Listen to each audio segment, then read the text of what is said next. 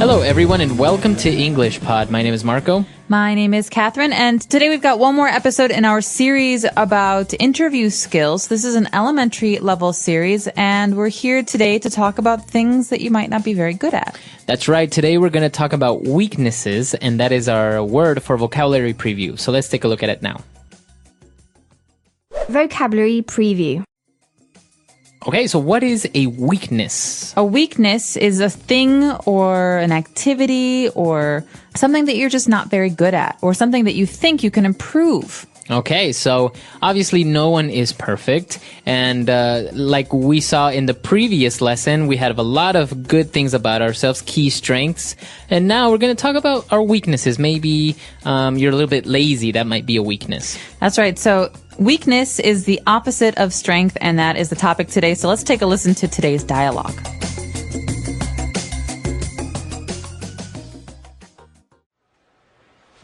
Okay, Rebecca. Well, I think you've given me a clear impression of your positive qualities, but let's talk a little bit about your weaknesses. Okay, well, it's always more difficult to describe them, isn't it? Definitely. But if you had to pinpoint one weakness, what would it be?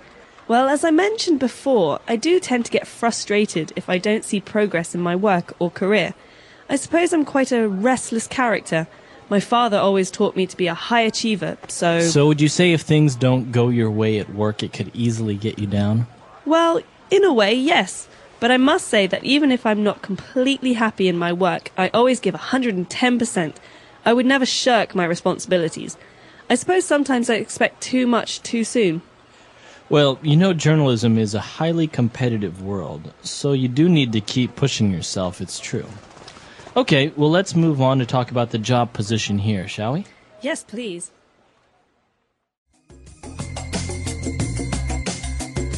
All right, we're back. So obviously, Rebecca did a very good job at talking about her weaknesses in a very positive way. So before we get into analyzing that, why don't we take a look at a couple of words she used on language takeaway? Language takeaway. One of the first words that Mr. Parsons used was a clear impression. So impression. All right, so I think this is a very common word when people talk about first impressions or I get the impression. So what is an impression? Well, an impression is like an idea or a feeling. So I can have an impression about something. It means that I don't necessarily understand it really well or I don't have experience with it, but it's an idea that I have about something. That's right. So for example, maybe you meet somebody new and you say, I get the impression that he is a liar.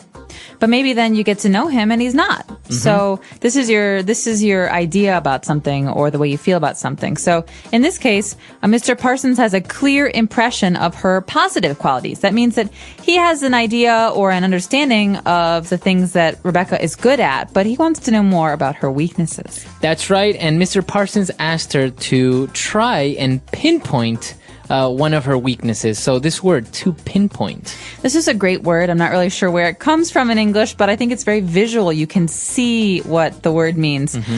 Pinpoint means to locate or identify or really be specific about something. That's right. So maybe if you go to the doctor and you say that your back hurts, the doctor might ask you to try and pinpoint where on your back you have the pain. That's right. So it's a way to be specific or very exact about something. Okay, so if she had to pinpoint something, she said, well, I do get a little bit frustrated. Okay, so frustrated is a way you feel. I feel frustrated. He is frustrated. It's basically a feeling that you get when you have to do something, but you don't think you can do it. Or maybe something annoys you and you get frustrated. For example, when people tap like this, and I'm working, I get frustrated because it's a distraction. Okay. So everyone has different things that frustrate them. Now, if we take a look at this word, it is actually an adjective, and we usually use it, you get frustrated, or as you said, you feel frustrated. So remember, it may look like a verb, but it's actually an adjective that ends in ed, frustrated, to get frustrated. He got frustrated, or we feel very frustrated. Okay. And, well, apart from being frustrated, she also said that she is a restless character. Okay, so someone is restless if they don't like to stay in one place all the time. That means someone who wants to move around or to go places or to travel or to see new things is restless. That's right. So she has a restless character. That means she likes to move around. She doesn't like to stand still in one place. Maybe she gets bored very easily. Okay, so that's somebody that would be restless. But moving on, she also said that she doesn't like to shirk her responsibilities. Okay, you often hear these words go together. So responsibilities are things that we need to do, right? Things that other people expect us to do. To shirk a responsibility means to not do something that you're supposed to do. It means to avoid responsibility or to push it away. Okay, so it's a verb, to shirk your responsibilities. You shouldn't shirk your responsibilities. That's right. All right, so a lot of interesting key words there. Why don't we listen to the dialogue again, and we'll be back with Fluency Builder. Okay, Rebecca. Well, I think you've given me a clear impression of your positive qualities, but let's talk a little bit about your weaknesses. Okay, well, it's always more difficult to describe them, isn't it? Definitely. But if you had to pinpoint one weakness, what would it be? Well, as I mentioned before, I do tend to get frustrated if I don't see progress in my work or career.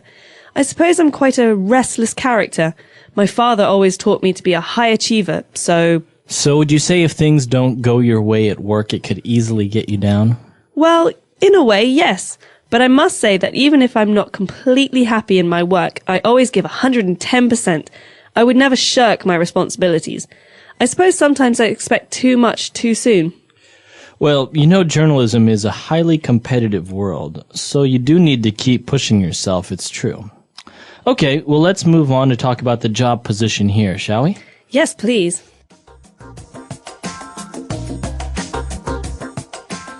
So we've picked out 3 key phrases for you on Fluency Builder. Let's take a look at those now. Starting with Mr. Parsons saying, so would you say if things don't go your way at work, it could easily get you down? 2 great phrases there. That's right. So the first phrase, if things don't go your way. So this is kind of a funny phrase when you think about it because they go your way like to me or Right. What is my way? This basically means if things do not happen in a way that makes you happy or in a way that you expect. Okay, so we could say he lost his job, he couldn't pay his bills, things just didn't go his way. That's right. So things are not happening as he planned or as he expected. You can also say the opposite. So he won the lottery and he also met a really beautiful girl who wanted to be his girlfriend. Things were going his way. Okay, very good. So if things are going your way, it's good. If things aren't going your way, then it's bad. That's right. Okay, and so if things aren't going Rebecca's way, does that mean that it could easily get her down? Okay, so to get you down or to get someone down means to make you sad, upset, or frustrated, like that word we just heard. So you could ask someone like, Marco, what gets you down?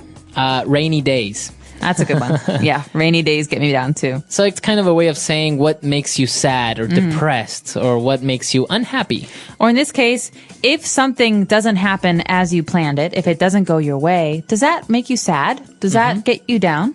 Okay, very good. So a very good question there. And she responded that kind of, yeah, that does happen, but she always tries to give 110%. Okay, so this is a really funny phrase because you think, I can give everything I have. I can work really hard, and that's 100%. But we say 110% means you do more than you can. It's like pushing yourself more than is possible. That's right. So this is a very common phrase in sports and business. People are saying, for example, I always remember my coach saying, I want you guys to give me 110% out there. That means like I really want you to try very hard to do as much as possible. Even more than your best, more than you think you can do. Exactly. So again, it refers to the effort that you put into something. It could be in business, sports, anything. And she's basically saying, I always do more than my best. I do as much as humanly possible. That's right. Okay, so a lot of great stuff there from Rebecca. Why don't we listen to her one last time, and we'll be back in a bit.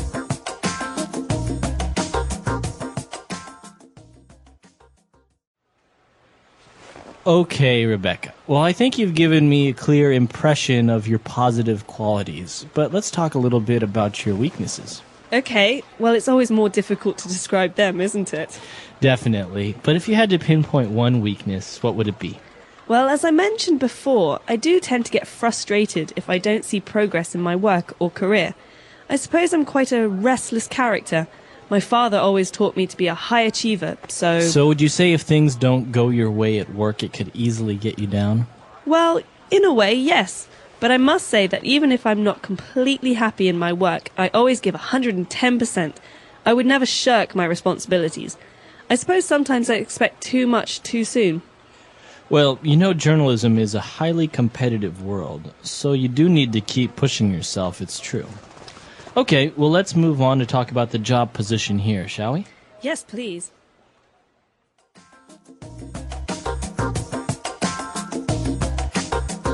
All right, so talking about weaknesses, I think one of the common mistakes when people talk about weaknesses is they say they work too much, and everyone says you should never say that in an interview. Yeah, I think it's a bad way to talk about yourself, because a boss or an employer really wants to hear a real weakness. And I work too hard is a way of saying, ugh, I have no weaknesses. I'm actually really, really perfect.